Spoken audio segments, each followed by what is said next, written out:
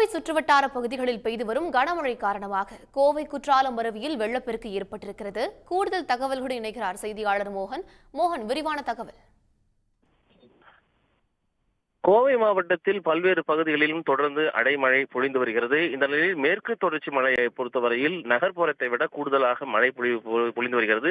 சிறுவாணியினுடைய நீர்பிடிப்பு பகுதியில் அதிகபட்சமாக 80 மில்லிமீட்டர் மழை பொழிந்திருக்கிறது. இந்த நிலையில்தான் கோவை குற்றால அருவியில் வெள்ளப்பெருக்கு ஏற்பட்டிருக்கிறது. இதனால் சுற்றுலா பயணிகள் செல்வதற்கு, குளிப்பதற்கு, நீராடுவதற்கு தடை விதிக்கப்பட்டிருக்கிறது.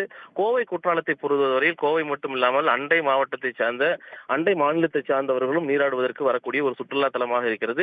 வனத்துறையினுடைய கட்டுப்பாட்டில் உள்ள இந்த சுற்றுலா தலத்தை பொறுத்தவரையில் சனி, ஞாயிறு உள்ளிட்ட விடுமுறை நாட்களில் ஏராளமான சுற்றுலா பயணிகள் வந்து நீராடுவது வழக்கம். இந்த நிலையில் தான் இன்றைய தினம் அதிக அளவிலான சுற்றுலா பயணிகள் வருகை தர இருந்தார்கள். குறிப்பாக அதிகபட்சமாக 4000 சுற்றுலா பயணிகள் வரை விடுமுறை நாட்களில் வரக்கூடிய நிலை இருக்கின்றன. இந்த நிலையில் நேற்று இரவு பொழிந்த அடைமழையின் காரணமாக காற்றாற்று வெள்ளம் என்பது ஆர்ப்பரித்து ஓடுகிறது கோவை குற்றாலத்தில். எனவே பாதுகாப்பு கருதி வனத்துறை இந்த நடவடிக்கை மேற்கொள்ளப்பட்டிருக்கிறது.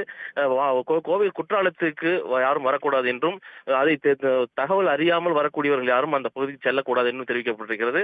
அதே போன்று வனத்துறையும் யாரும் அந்த பகுதிக்கு வராதவாறு தொடர்ந்து கண்காணிப்பு பணியில் ஈடுபட்டு வருகின்றார்கள். கோவை குற்றாலம் தற்போது மூடப்பட்டிருக்கும் நிலையில் தண்ணீருடைய போக்கு என்பது இயல்பான நிலைக்கு வரும் வரை இந்த கோவை குற்றாலம் தொடர்ந்து மூடப்பட்டிருக்கும் என்றும், தண்ணீருடைய காற்றாற்று வெள்ளம் தன்மை குறைந்த பிறகு இயல்பான நீரோட்டத்தின் பொழுதே சுற்றுலா பயணிகள் மீண்டும் அனுமதிக்கப்படுவார்கள் என்றும் பாதுகாப்பு காரணம் கருதி வனத்துறை இந்த நடவடிக்கை எடுத்திருப்பதாகவும் அதிகாரிகள் தெரிவித்திருக்கிறார்கள்.